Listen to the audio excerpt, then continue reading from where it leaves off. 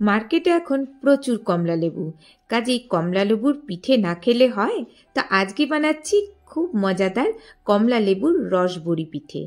অসম্ভব টেস্টি, এত সুন্দর কমলা লেবুর গন্ধ এবং কমলা লেবুর রসে ভরপুর। একবার বানালে না বারবার খেতে ইচ্ছে করবে, আর নরম তুলতুলে মুখে দিলেই মিলিয়ে যাবে। এতটাই টেস্টি আজকের রেসিপি। তো চলো বানানো শুরু করা যাক। আমি অস্মিতা, সবাইকে ওয়েলকাম অস্মিতাস করায়। তো এর জন্য নিয়ে নিতে হবে কমলা লেবু। তো এখানে আমি প্রথমে 3টে কমলা লেবু নিয়ে খুব ভালো মতো করে ধুয়ে নিলাম। নিয়ে এর যে ওপরের দিকের যে খোসাটা আছে না, সেই খোসাটাকে একটু গ্রেটার মেশিন দিয়ে একটু গ্রেট করে নিতে হবে। আবার দেখে নিতে হবে সাদা অংশ পর্যন্ত কিন্তু আমরা কখনোই এটাকে গ্রেট করব না, তাহলে পরে সেটা তেতো হয়ে যাবে। জাস্ট ওপরের যতটুকু পর্যন্ত অরেঞ্জ কালারটা থাকবে সেই পর্যন্তই আমরা এটাকে গ্রেট করে নেব। সব ন্যাচারাল জিনিস দিয়ে কমলা লেবুর এরকম কালার এবং গন্ধ চলে আসবে। তো এবার এখানে আমি 3টে কমলা লেবু আপাতত নিয়ে নিয়েছি। এবার কতটা পরিমাণ এটা থেকে রস বের হয় তার উপরে ডিপেন্ড করবে যে কমলা লেবু যদি মনে হয় তাহলে আরও এখানে অ্যাড করতে পারি। আর কমলা লেবু কেনার সময় অবশ্যই সেটা যেন একদম মিষ্টি কমলা লেবু হয় সেটা কিন্তু একটু চেক করে নিতে হবে, না হলে কিন্তু পিঠেটা যখন বানাবো না তখন সেটা টক হয়ে গেলে পরে সেটার খেতে আর টেস্টটা পিঠে পিঠে মনে হবে না। তো এখানে আমি অরেঞ্জ জুস বার করে নিলাম। এখানে হাফ গ্লাসের একটু বেশি হলো, আর কম বেশি সেটা বুঝে নিতে হবে অরেঞ্জ জুসটাও। তো এরপর এর মধ্যে মেশাতে হবে সুজি।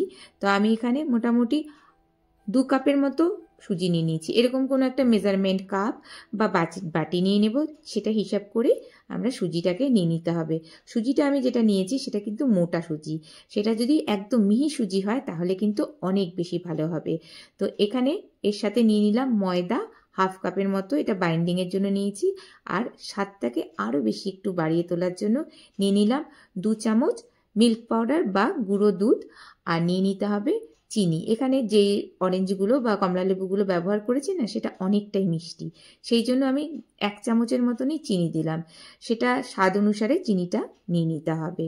এবারে যে কমলা লেবুর জুসটা আমরা বার করলাম সেটা এর মধ্যে দিয়ে দেব। এবারে একসাথে আগে ভালো করে মিশিয়ে নেব। তো কমলা লেবুর রসটা কমই আছে, তো পরবর্তীতে এর মধ্যে কিন্তু জল অ্যাড করতে হতে পারে। তো এর মধ্যে নিয়ে নেব যেটা গ্রেট করে রেখেছিলাম না কমলা লেবুর খোসাটা, ঠিক এর মধ্যে এই সময়তে দিয়ে দেব। তো এটা কিন্তু অনেকটাই ঘন হয়ে গেছে যে ব্যাটারটা আমরা তৈরি করছি, তো তার জন্য পরিমাণ মতো জল নিতে হবে। এবার জলটা এটা বুঝে নিতে হবে যে কি পরিমাণ জল লাগবে। জাস্ট ব্যাটারের যে কনসিস্টেন্সিটা ঠিক এরকমই কনসিস্টেন্সি হবে। দিয়ে এবারে যেহেতু এর মধ্যে সুজি দেওয়া আছে না, তো এটা কিছুক্ষণের জন্য এটাকে অবশ্যই রেস্টে রাখতে হবে। তো তার জন্য মিনিমাম 10 মিনিট এভাবে রেস্টে রেখে দেব। তো ততক্ষণে আমরা শিরাটা বানিয়ে নেব। তো শিরার জন্য নিয়ে নিতে হবে জল। তো এখানে আমি 4 কাপের মতো নিয়ে নিচ্ছি জল, এবং শিরাটা একদম পাতলা একটা শিরা তৈরি হবে, সেই জন্য চিনির পরিমাণটা খুব বেশি লাগবে না। এখানে 1.5 কাপের মতো চিনি নিয়ে নিলাম, মানে 4 কাপের এগেনস্টে 1.5 কাপ চিনি নিয়ে নেব। এবং তার মধ্যে দিয়ে দেব যে কমলা লেবুর খোসাগুলো আমাদের বেঁচে গিয়েছিল, সেই খোসাগুলোকে এই সময় জাস্ট এই জলের মধ্যে বা শিরার মধ্যে দিয়ে দেব। দিয়ে এবার এটাকে আমরা ওভেনে বসিয়ে দেব। এই শিরাটাকে কম আঁচে এভাবেই হতে দিয়ে যে এবার ব্যাটারটা আমরা রেডি করে রেখেছিলাম না সেই ব্যাটারটাকে এবার দেখে নেব। তো এটা অনেকটা ঘন হয়ে গেছে, চাইলে পরে এই সময় এর মধ্যে একটু জল অ্যাড করা যেতে পারে। আর আমি এটা একটু মিক্সিতে নিয়ে নেব, যেহেতু সুজিটা যেটা আমরা নিয়েছিলাম সেটা অনেকটাই মোটা সুজি ছিল। যদি সেটা পাতলা সুজি হয় তাহলে সেক্ষেত্রে আর মিক্সিতে ঘোরানোর দরকার হবে না, কিন্তু যেহেতু এটা মোটা সুজি সেটা সেই জন্য অবশ্যই এটা মিক্সিতে কিন্তু ঘুরিয়ে নিতে হবে, না হলে পরে পিঠাটা কিন্তু আর একদম সুন্দর ফোলা ফোলা নরম নরম কিন্তু তৈরি হবে না। তো এটা একদম স্মুথ একটা ব্যাটার আমাদের তৈরি করে নিতে হবে। এবারে একটা কড়া বসিয়ে দিলাম, তাতে নিয়ে নিলাম তেল। যে কোনো কুকিং অয়েল, শুধুমাত্র সর্ষের তেল বাদ দিয়ে যে কোনো তেল, এখানে বাদাম তেল সয়াবিন তেল নেওয়া যেতে পারে। এবার তেলটা গরম হলে পরে কোনো এই টাইপের ডাব্বু টাইপের হাতা বা যে স্পুনগুলো হয় না সেগুলো নিয়ে নেব। একটু তেলের মধ্যে ভালো করে এটাকে গরম করে নিতে হবে। নেওয়ার পর তারপর এর মধ্যে ব্যাটারটা আস্তে আস্তে করে নিয়ে নেব। এবার তেলের মধ্যে এরকম স্মুথলি এটাকে ছেড়ে দেব, আর তাহলেই দেখব প্রত্যেকটা একই সাইজের তৈরি হচ্ছে আর একদম বলের মতো টপাটপ ফুলে যাচ্ছে। জাস্ট এটা দেখলেই বুঝবে যে কতটা সুন্দর হয়েছে। আর এই পদ্ধতিতে যদি বানানো যায় না, তাহলে পরে এই বড়াগুলো দারুণ হয় দেখতে।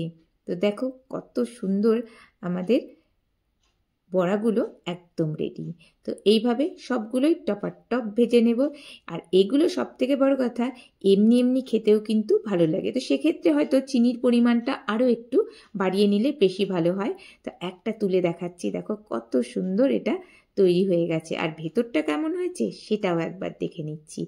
একদম ভেতরটাও জালিদার, পুরো ফুরফুরে তৈরি হয়ে গেছে। কোনো রকম ইনো বা কোনো রকম সোডা ছাড়াই কিন্তু তৈরি হয়ে গেছে। এবারে যে শিরাটা তৈরি করতে বসিয়েছিলাম সেটাও একটু দেখে নেব। জাস্ট চিটচিটে ব্যাপার পর্যন্ত আমরা এটাকে তৈরি করে নিচ্ছি। তো দেখতে পাচ্ছি হাতে দিলেই একটা চিটচিটে ব্যাপার চলে এসেছে।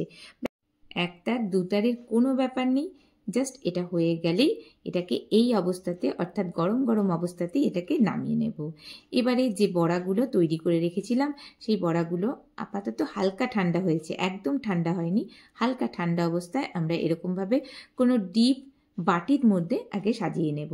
নিয়ে এবার গরম যে শিরাটা আছে সেই গরম গরম শিরাটাকে এর মধ্যে দিয়ে দেব। শিরাটাকে কিন্তু ঠান্ডা করব না। তো এবার ভালো মতো এটাকে একটু ডুবিয়ে দেব।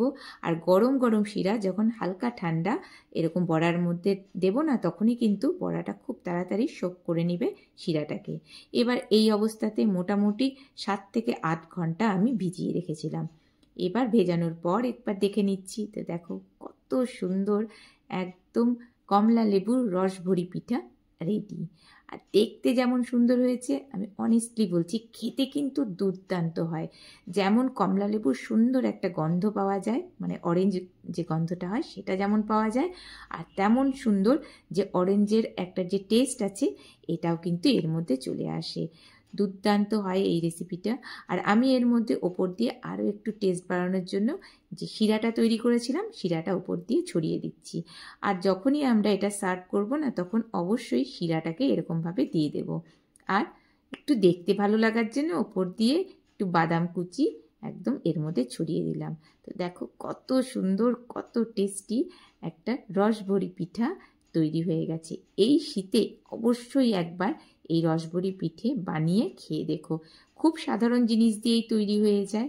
আর একটা কেটে দেখাচ্ছি, দেখো ভেতরটাও কতটা সুন্দর, পুরো রসে ভরপুর। তো কেমন লাগলো জানাতে পারো। যদি ভালো লাগে তাহলে একটা লাইক দিতে প্লিজ ভুলো না। আর চ্যানেলটিকে সাবস্ক্রাইব করো, ফেসবুকে ফলো করো। ভালো থেকো। আজকে এই পর্যন্তই, টাটা।